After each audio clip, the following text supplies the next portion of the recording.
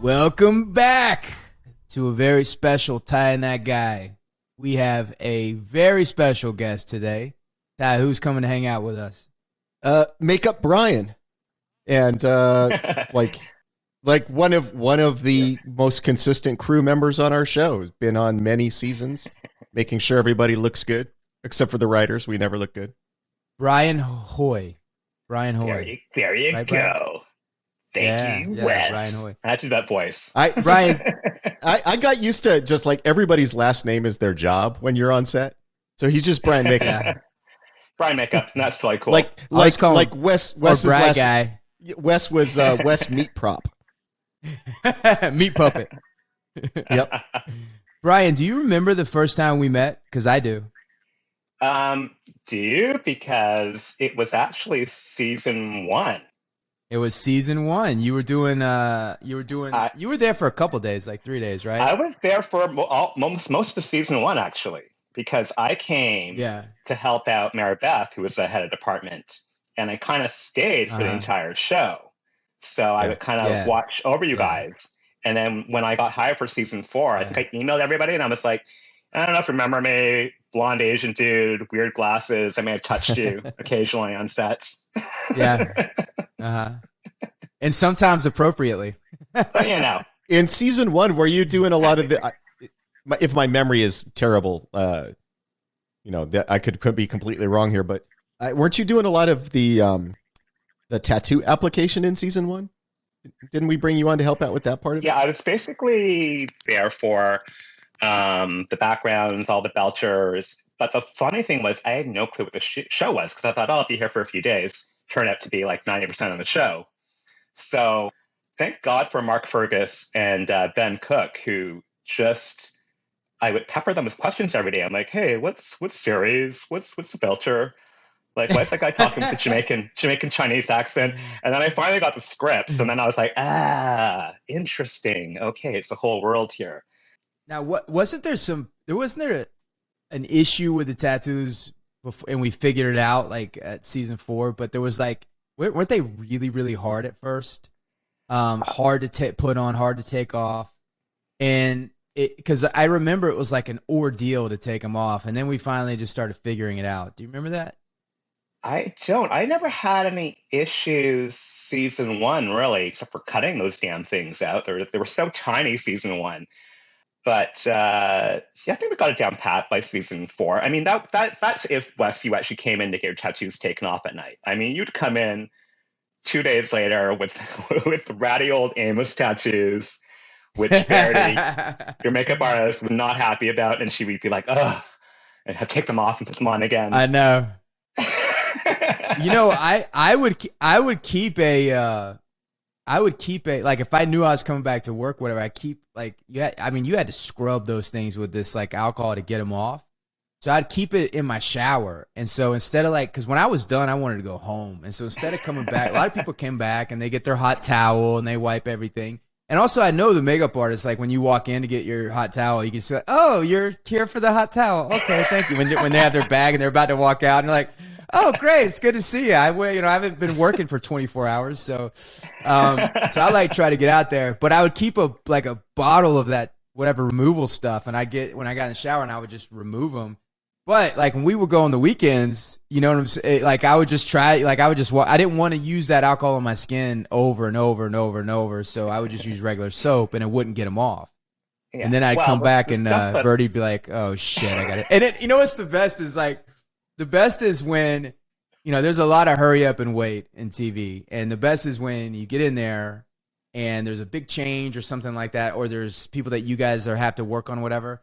And so when it backs you up a little bit. So by the time when we get in there to the makeup trailer and we don't have much time, and Verdi's like, she'll see like, oh fuck, you didn't, because you got to shave your arms where the tattoos go, because it can't stay on hair. So be like, you didn't shave your fucking arms. So, like, I could just see her get so stressed out about it and everything like that.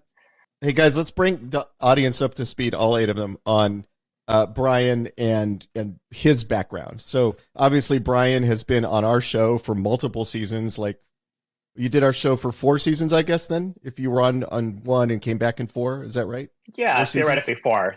Yeah. Yeah, came back in 4, 4, 5, 6. How long had you been working in TV and film before that?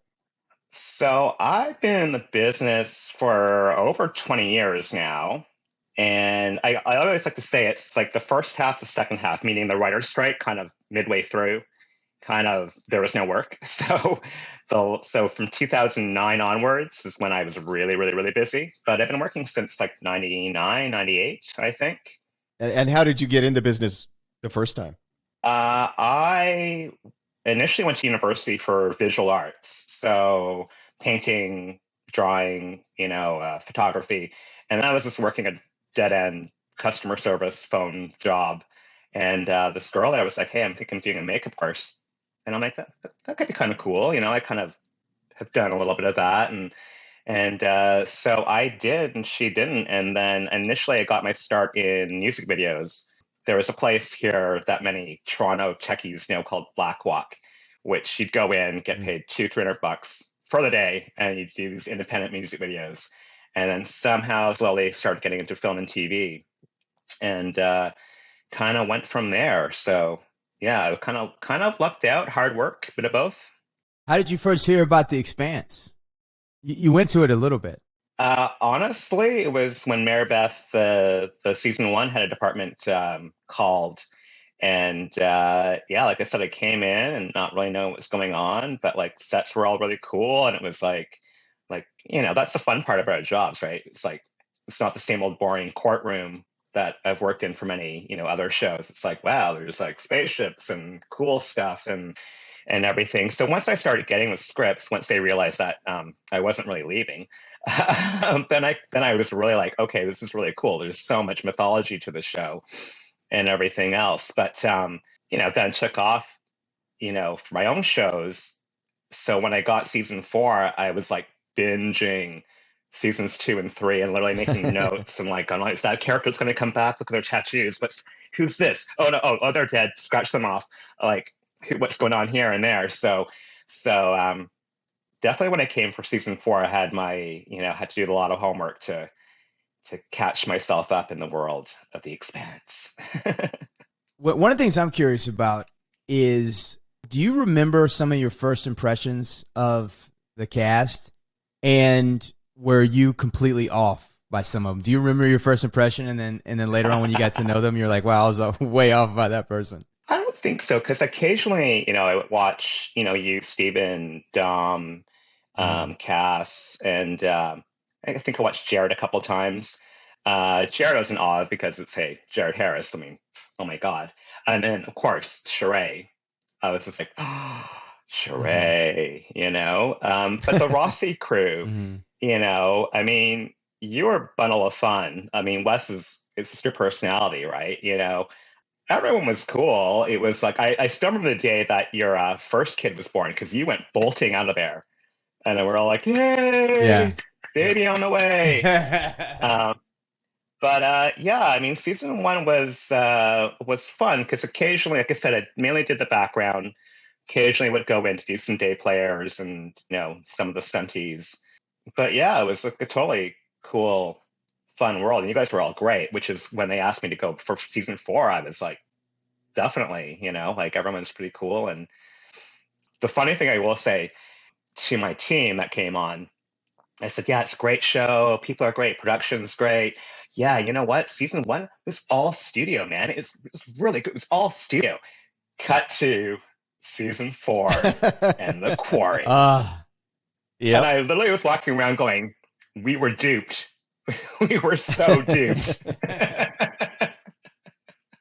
Yeah, one of the weird things about our show is, compared to a lot of like sort of other studio shows where like doctor shows, lawyer shows, like you were talking about, because our show is tightly serialized, we have injury tracking.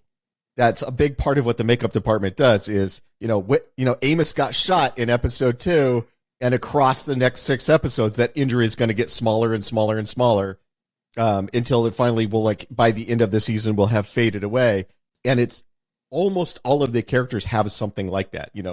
a nose that got broken in an earlier episode, or a scratch on their face, and that kind of stuff. So I remember we had Lindsay Walker come on this podcast and talk to her about tracking all the clothes and stuff. The other side of that, of course, is you guys tracking all of those various injuries. Does this person still have blood on their face? They had blood on their face in the last episode. Have they had a chance to take a shower, or is it still there? How much less of it is? Can you talk about the process on a show like ours, keeping track of all that shit?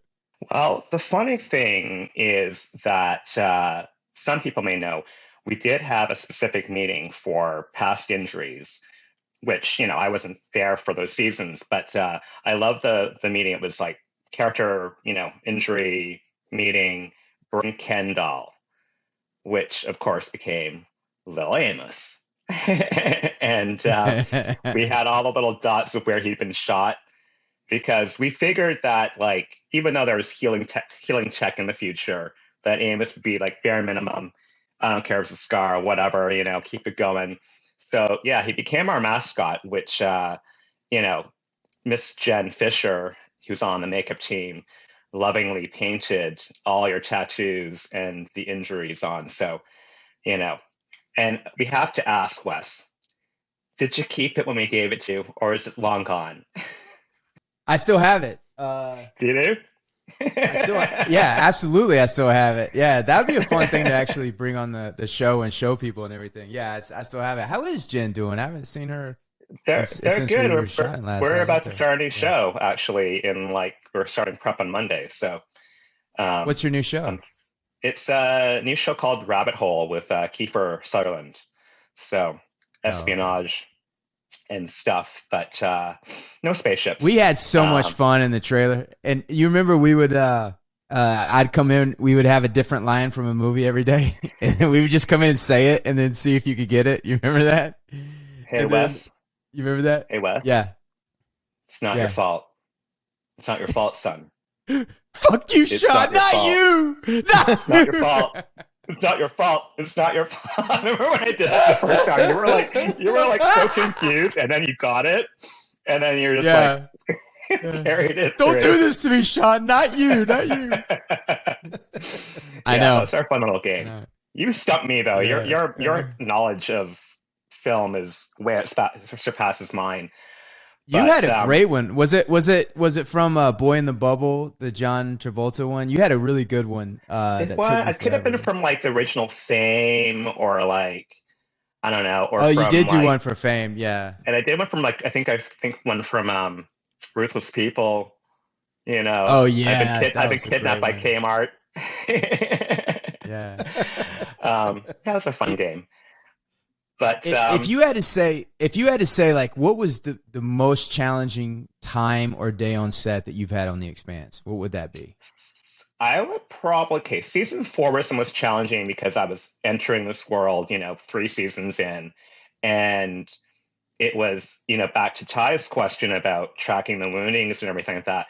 RCE crash. I mean, that was like, I don't know, it was first week or two on in the quarry, and you got Fayez completely bloodied. You've got Burns' character, that our wonderful prosthetics friends did his gnarled leg. All those folks, and then the robot bug attack, right? So it's like trying to track that, and then if I'm not wrong, one Illus day was like what, 3 weeks, a month, Earth time or something. Is that right?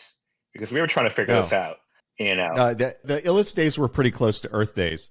The amount of time that passed between episodes could be hard to figure out. Like between 2 episodes, like a couple of days or even a week could have passed. Yeah. And so that became part of the math is how much time has passed since last episode. Yeah. And that was the thing. I mean, I think for most of the characters, especially like Byrne and Fayez, who are the most injured, I think we had like 4 stages of their healing, and just prayed that it would make sense. And I thought it did when I watched, the season over, how, the cuts faded, how deep they were, I mean, the funny thing was too, the horrible goop bandage that we finally got rid of, that, the one that you had in season 3, you had a patch of it there, and keep in touch with there, and then I carried it into season 4, and then by season 5, it was like, no, it's gotta go. We've got to do something different. Got to get rid of that. The fun thing with all the new actors that came in, I got down to a science by season 6 where they're like, I did as much, research as I could, but like, I got cast, 2 days ago, and I would always be like, 200 years in the future, we haven't had other planets. And I would have this whole spiel to try to explain to them, what belters were and what this was, which, somehow seemed to work for them. And I'm like, yes, this magical thing, protomolecule, and we have like Martians, but they're human, and I go in story time with all these folks. So it seemed to help them ease in a little bit in the makeup chair to kind of go, okay, I think I know what's happening, but we'll see. And thank you for doing that. We appreciate it. I'm a big nerd, so you had a little bit of a snapback with a director. We won't mention his name. But this is one of my favorite stories, and you want to tell that story? Tell the setup too of how it all happened. Does this reveal who they are? Okay, if it does, it does. You know what? I mean, if it does, Joseph will edit it. Okay. Well, even in the meeting with this person, it was funny because this person kind of came in a little bit, like a little bit of a know-it-all. And it was funny because we were having our meeting, and I'm like, okay, so the RC's crashed, blah, blah, blah. These are some injuries. And I'm showing him, and he's like flipping out. He's like, what did I inherit? And I'm like, and I'm really so calm. I'm like, they blew up the RC shuttle. 23 people died. People are very, wounded severely. And I show him another photo. He's like, what's going on? And I'm like, this happened next. Or bug bites. I was really calm. I get very calm. But there was just a day where we were I think we were shooting just with Fayez and a bunch of his stuff in different stages. And for me, it makes more sense to go from healed to, more wounded. You just keep adding, and it's just takes less time. And it was one camera. It was not changing. It was on him. There was no reason to shift around. And he decided he wanted to shift around and make me go from like stage 5 to stage 3 to stage 1 to stage. And I don't know what I said, but I think I was a little bit smart assy back. But I'm never mean about it. I'm very factual. I'm very much like, this makes sense. That does not make sense. Not to tell you how to shoot your movie, but this is what I believe to be the correct way. Yeah, this may have given too much away, but who it is. That is one of the tricks, though, that we had, especially in season 4, is makeup. Obviously, there's the more injured and there's less injured, and there's so that implies a passage of time. But there's a lot of other things that are driving the shooting schedule. So sometimes it's unavoidable that we'll shoot sequences out of order injury-wise, which then forces Brian's department to like, okay, in this scene is the less injured Amos, and the very next scene we're going to be shooting is the more injured Amos, and the very next scene after that is the less injured Amos again. So we got you guys scrambling to like go through multiple phases of injury within like a 5 or 6 hour period. Yeah, which is totally cool. I mean, we were totally prepared. I think for this situation, it was literally like the one character. The camera didn't move. The lighting didn't change. It was just throw him in, throw him out, throw him in, throw him out. And so we had worked it out that it would go from less to most. And then he decided on a whim just to like be that guy. And, yes, Wes likes to tease me about that. But having said that, I generally try to work with everybody very well and nicely. and Wes, you said you were a morning person. I'm paid to be a morning person. I'm paid to try to be a nice guy. Because you're not naturally be a morning person. Ty, we got some questions from the Patreons. Did you get those? Okay, so Dan wants to know which lead actor has the least patience sitting in the makeup chair there for you.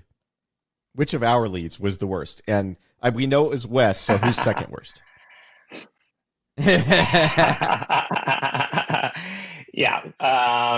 By the way, don't worry about nobody. Like, it's all good fun. Don't worry about like, I don't want to say that about so and so or anything like that. No, I'm just trying to think. Like, it was like, I'm trying to think. Like everybody was pretty good. I mean, you had to get your tattoos on. You couldn't wait to get out of the chair. In which case, sometimes Jen or I would help Verity double team me just to get you out of the trailer.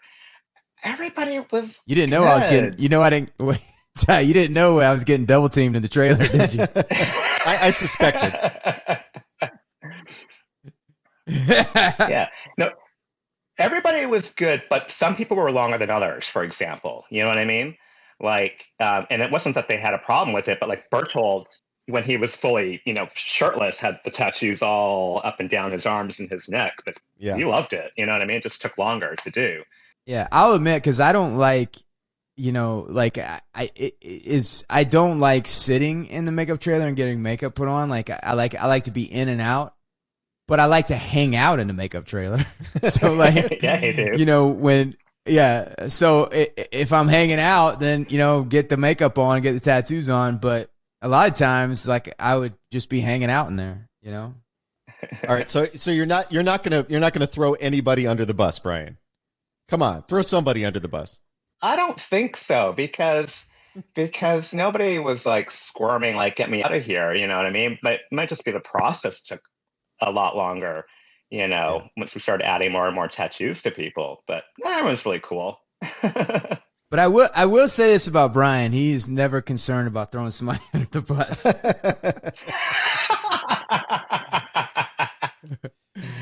He'll do it if they didn't. All right, we had. If you're not going to throw anybody under the bus, we'll go to the next one. So Annabelle wants to know, for you, which is more fun, glamorous or gore? Which do you prefer to do? You know what? If I get a show like The Expanse, I get to do both. It's so much fun for me because it's not boring. Like, for example, if I had to do a horror film day in, day out with blood every day, I'd lose my mind. But on The Expanse, I get tattoos, I get dirt, breakdown, blood, and then always have my glamour girl, Sheree. So I get a little bit of everything, which is like the best kind of show for me. If I'm just doing like regular makeup all the time, it's also kind of boring. So, I've kind of tried to search out or, hope to the gods that I get hired for shows that have some interesting makeups throughout the season. So, Expanse was perfect. It was like, awesome tattoos, fun. So the answer is you like doing both. I like doing both. Yeah. I just personally would not want to do like a Saw movie where it was like blood every day. Like I remember I was working on two films. This one called Take the Lead. It was a dance film and a kid's film, The Firehouse Dog. And we had the same studio as the Saw movies. So we'd be all happy because, we had a cute little dog on our one of our shows and people were dancing. It was really fun. And then I'd walk out and I'd see the makeup costume people just covered in blood every single day and their actors covered in blood. And I'm like, I think I picked the right show over here.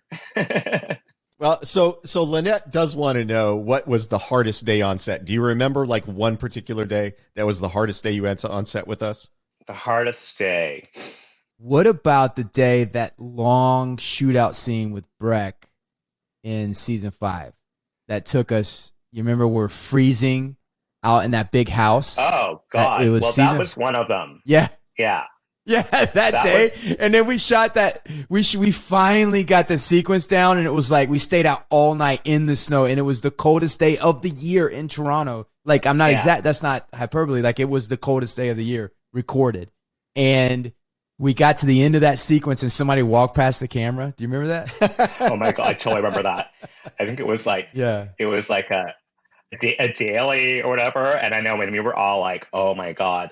I mean, it's twofold, right? It's like, it's difficult for weather, for shooting. That's one thing. And like that, or the quarry. And then there's also difficulty as in the makeup side of things. Like, again, if we have to do quick resets on blood, like clean them up, get them bloody again, clean them up, get them bloody again. And just having everyone kind of aware that we can, well, for example, I mean, it was, again, poor Verity. I was sitting on the couch with Ty when the survivalist, when you got like blown in the face with the blood gun. And that first one just totally failed. Had to clean you up. Yeah. Well, the first time it was so You know, funny because it was like nothing, right? And then I think he was so angry. He was like, "I'm gonna make sure this like blows up in his face." And we were all like, "Oh my god!" we were making fun of him because they kept preparing, like, listen now, this is gonna be big PSI right in your face, over and over and all day long. So finally, the big moment came, and they had the spray gun, and it was off camera, and I was about to get sprayed with blood, and they go, and he even braced, and he pulled the thing, and he goes. And just dropped down out of the thing. It didn't even get to me. And so we're like, dude, all day long you're talking about this fight. And I think it pissed him off. And I think he went like, I could just picture him going like back to the truck and getting the big, like, the 12-gallon tank and run, oh yeah, motherfucker, I'm gonna show you. And so then we did it, and it was like, boom! I mean, I saw stars. That's how hard that blood hit me in the face. And when it hit me, Verdi, she reminded me of Pulp Fiction when she goes, "Nobody move," when she's in the cafe. Because I know, because I'm like we're all taking photos for the continuity. Yeah, because it sprayed me, and I was like, "Oh shit!" Like, I mean, it drenched me in blood, and then everybody was rushing to put a towel on it, and she goes, "Nobody fucking move!" And everybody stopped. She's like, "I gotta take pictures of this." And so,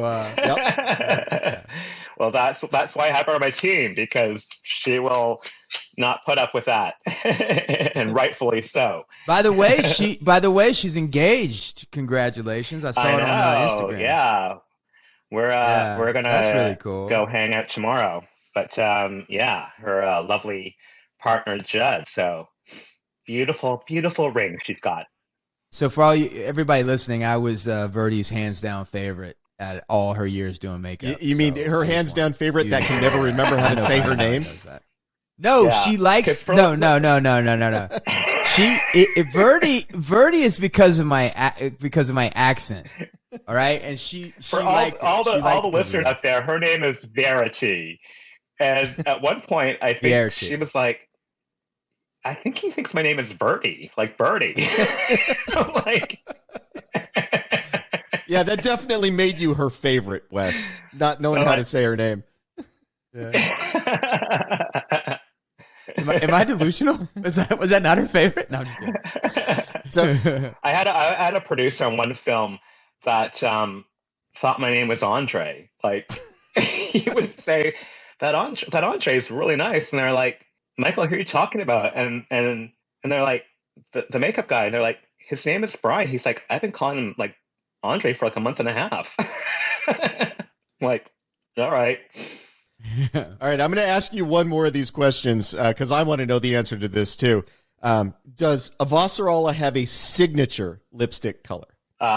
So, interestingly enough, and it's funny, I had a whole box which were like Avasarala lips. They're all like deep and dark. Red, of course. There were a couple. Season 6 was mainly Chanel. There's a couple of Chanel colors there. But I also used this one called from a company called Besame, which was I think it was a blood red or something like that. But my thing was always getting her lips on like perfectly. Like, I was like very proud of that. I mean, interesting enough though, for people who may have noticed in season 4 when she kind of lost her power and everything, it was an episode that Sarah directed. Season 5 when she was on Luna, we went much softer on our lips until she kind of rose to power again. It was just a little nod to like where the makeup kind of played into that. But with the Sarah episode, season 4, when she was like, out of the shower in her room, we kept her very bare, and then it was like in the moment in her vanity was like the full power of Sheree. So her and I had talked about that in terms of how we would. Just those little things you do with makeup to kind of make an actor feel, their character, I guess. So, yeah, I mean, I miss having Sheree in my chair. I mean, it's Sheree. Everyone loves her. when she would look at her face and she would look at me and she'd be like, "Perfection." I'm like, okay, it's gonna be a good day with Sheree. Sheree was one of those people that is kind every day. No matter how hard it got shooting, no matter how many hours she stayed up, she was kind and she treated everybody so well. Oh, she's so lovely. I mean, God love her too. The one and only day in season 6 where we were out doing exterior was, the opening shot of episode 1. Oh, I felt so bad, for her and the snow, her and Frankie and Ted. We were just kind of trying to warm her hands and give her tea, and we touched her up every time she had to blow her nose. But she was such a trooper. But she was also, tries to make the crew feel better and have fun, and she's at heart a lovely, silly, wonderful, generous person. I mean, if anyone gets a chance to work with her, I mean, I highly recommend it. Any more questions, Ty? That was the last one I was going to ask. I think that we covered most of the other stuff. Cool. Did you take a break after The Expanse? Yeah, you know what? We haven't. Verity went off to do a movie, and Jen and I just didn't want to work. So this is my first show back after a year, basically. So it'll be interesting to see if I actually know how to do makeup. Are you ready to go back to the no sleeping? I am so not. I literally have not had my alarm on unless I had to get up for something. It's like, like I said, I'm not a morning person. So it'll be interesting. It's only four months though. Because in TV, hours are extreme anyway, but hours for you guys are the most extreme. Yep. Because, you especially if there's a day where there's a lot of extras and stuff, so you got to get up before everybody, and you got to get everybody ready. And then you have to stay later than everybody. Yeah. We pretty much, are there 2.5 hours, maybe 2.5 hours maybe before the rest of the crew. So it's a lot, but we try to have a smiley face. Hair and makeup, they're like the Marines. They're the first ones in and the last ones to leave. MCRN all the way, I guess. And then they got to deal with actors bitching the whole time because their trailer's too warm or something. No, we had a good cast and crew on this show, which is we're the best. We're your favorite. We're your favorite, hands down. We are. Yeah. There you go. Well, there we go. Because see, Ty, Wes used to tease me because I had come off of 12 months of the Solid Show. Don't say the name of the show. Don't say the name of the show. Don't you fucking do it, Brian. I bet your favorite show is Shadowhunters. So I'm like, and you're like, we're like, why isn't this one? And I was like, Quarry. Goddamn Quarry. But no, Expanse, I mean, and when Brian every now and then would be like, he would tell stories from Shadowhunters. Like, shut the fuck up! You're not allowed to tell stories from Shadowhunters. You only talk about The Expanse. I mean, did Expanse take me to Paris? They did not. Yeah, we can't compete with that. No, but I obviously love The Expanse. I mean, it was just again creative and fun. We took you to Hamilton. Hamilton, exactly. I did have good schnitzel in Hamilton at the Admiral Inn. That was like, hey, this is a family show. You're not supposed to. You're not supposed to talk about those things. Exactly. Went around the corner, had some schnitzel. But no, but Expanse was great because it was so collaborative. There's one of the stories I loved of what happened was when we had a couple stories actually, is when we had the death slugs, coming down. And we decided that, okay, the microorganism is going to be green, but the slug slime is going to be yellow. Great. Had our meeting. We all went our separate ways. And no one really was talking. I think we're all working separately. And then I realized I was playing on an actor the next day. So I was like, oh, I'm up first. So I kind of mixed up about maybe 3 or 4 different yellow slimes. Went to Jeremy, our DP, and Sarah, our director, and they both decided, okay, that'll read. That looks good. And I started sharing with a few other departments. And then I remember getting an email saying, second half of lunch, emergency slime and slug meeting. So everybody came with their stuff. It was like VFX, props, costumes, makeup, anyone. And we're all just kind of show and telling and finding the commonality but like it was just a really fun thing to do. I mean, that was the one thing, the collaboration. And then the other thing, which was great, was the green microorganism make everyone go blind. And we were talking about, do we do contacts, do we do VFX, how to make this work and look. And I think I went back to the trailer and I just started putting stuff in my eyes, like like green eye blood and other things. And I think it worked out well, especially we had that money shot of LV looking at Jacob's eyes, that tight shot. I was like, yeah. And you get to do that. And so I remember like even Chai was like, I never thought about it that way, but it looked cool. I'm like, that's great. Wait, we had a money shot in The Expanse? Well, I never noticed it. So why wasn't I involved? That was the money shot. Yeah, when we hit you with that air cannon full of blood, that was our money shot. But that's what the show is great about. I mean, it was just, the great thing about our show is that I always say there was never a problem. It was always just solutions. And it was kind of cool because it's such a big show with like big things that need to happen and trying to figure it out. And it was never like, why haven't you figured that out? It was more like, give me your input, let's see if we can make this work, how we get it going. I mean, I do remember, I don't know if Chai remember this, which was funny too. We hadn't met Felcia, Lucia and Jacob's daughter in season 4. So of course I'm the big nerd in my brain and I'm like, oh, what can I do? And so I came up to you and I was like, hey, I got this great idea. I'm going to take one of Jacob's tattoos and one of Lucia's tattoos and put them on Felcia, like kind of like a family crest. And you were just like deadpan. You're like, no, she doesn't have tattoos. And I was like, oh. You're like, yeah, she's too young. No tattoos. And I was like, oh, but it's a good idea. And you're like, yeah, just not for her. And I'm like, okay, but I could bank that idea. And you're like, yeah, just don't do it on her. And I cut to season 5 where I slipped that in with Oksana and Joseph, and to show how close they were, and kind of threw one of hers on his back and one of his on her back and put a common one. Yep. And I was like, if anyone out there sees that little bit, that'll make me happy.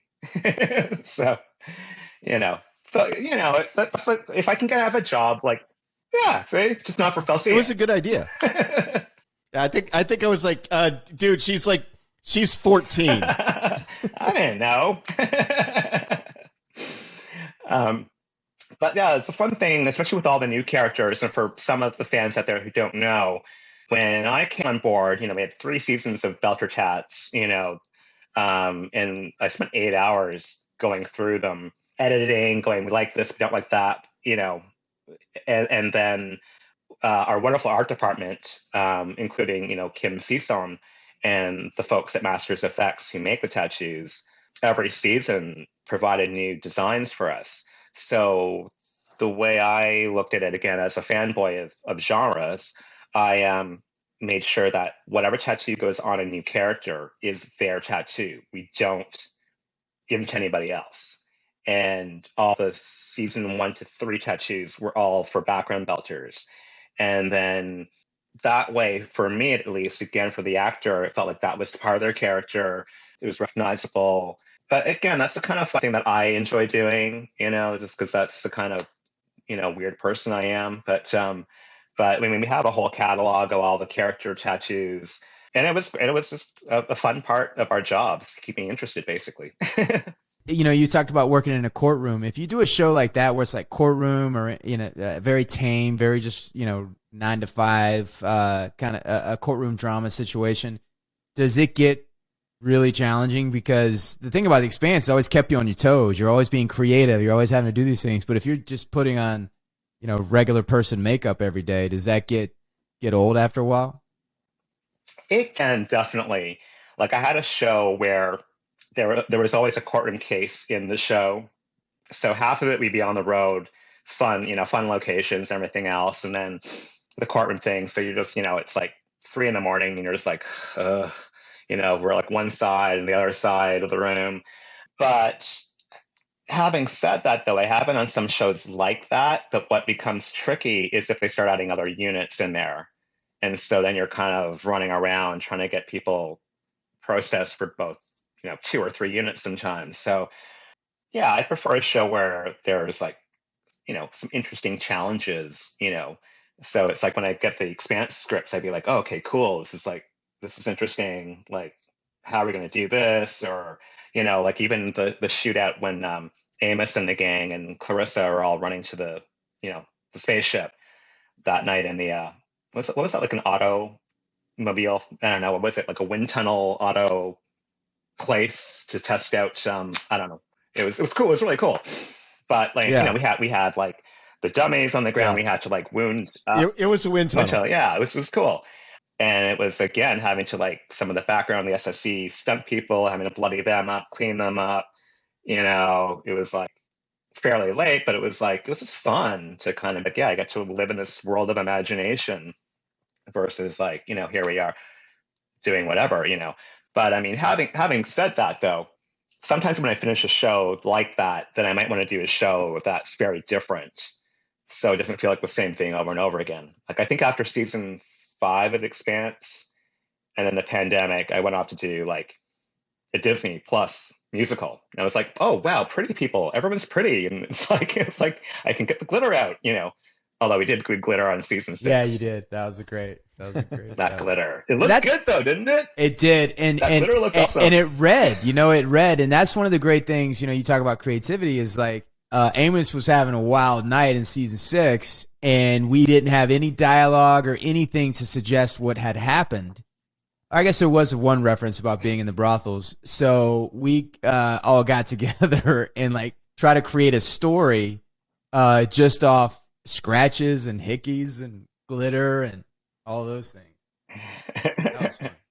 Yeah, it was fun. Well, I mean, that's the funny thing. Even season 1, where I was kind of left to my own devices, and I think it's like when we were on Ceres, I was like, does makeup exist, on a place like Ceres, or like, because they all look pretty poor and dirty and everything else. And then I justified in my brain of like, well, the brothel, the prostitutes, they would have access to makeup, but like, or it'd be like, but the rest of them could have like dark eyeline eyes because they could kind of get charcoal from somewhere. I don't know. It was just making stuff up because again, I hadn't really seen scripts, but I was, basing it off the sets and the clothes and everything else. So, and I think I did ask Mark Fergus or somebody about, does glitter exist 200 years in the future in the Expanse world?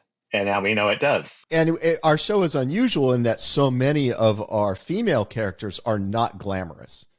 Obviously you have to make everybody up to make them camera ready, but like, our bobbies, our drummers, they are not glamorous. They're not wearing like makeup that you would notice. They're very matter of fact. They're tough. I mean, obviously drummer has like the eyeliner, but she's definitely not done up to be like a glamorous female character. I think the only glamorous character we've ever had is Show Ray, right? Yeah, pretty much that. I think it was the way I looked at it, the way I kind of directed, my team, especially for Belchers, was if it looks like fashion, it's wrong. But if it looks like character, it's right. Meaning that with Corral's character, that interesting kind of eyeliner.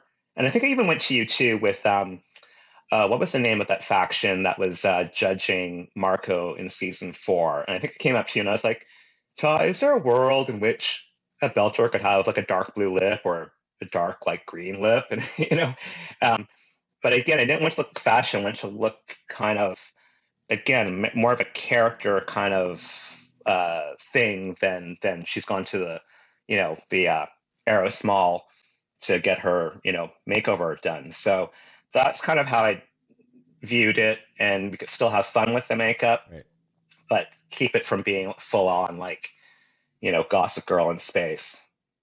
It's not appropriate.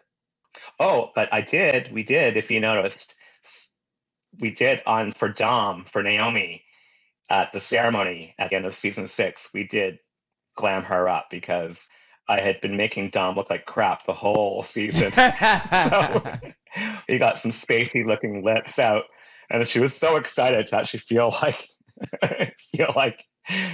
a girl again. Well, Brad Guy, we want to be respectful of your time, and thank you so much for doing this. This was such a good time, and I apologize about the delay. It kind of was messing up our timing a little bit, but we appreciate it, and I think that everybody's going to really enjoy hearing your stories and how you contribute and everything, because you guys work your ass off, and you know it's been such a great team, and we're so lucky to have you. And please tell everybody, tell Verdi and Jen and everybody I said hello. And tell her I said congratulations on getting engaged. I will definitely. Yeah, it was my pleasure being on the show, and it was so much fun doing this podcast. And maybe we'll get 9 or 10 more listeners according to you. Maybe. I don't know. We like to stay boutique. We like to keep it around 8 or 9, you know. Very exclusive. Very exclusive. It's an exclusive club. Yep. Yeah. Say goodbye, Ty.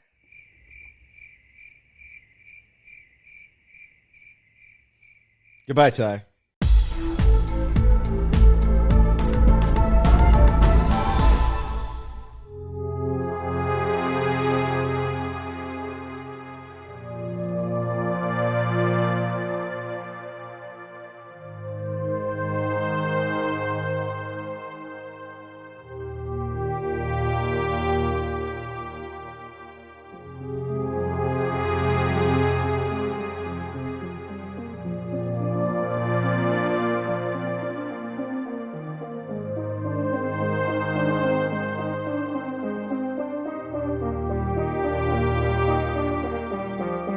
Welcome back to Tying That Guy.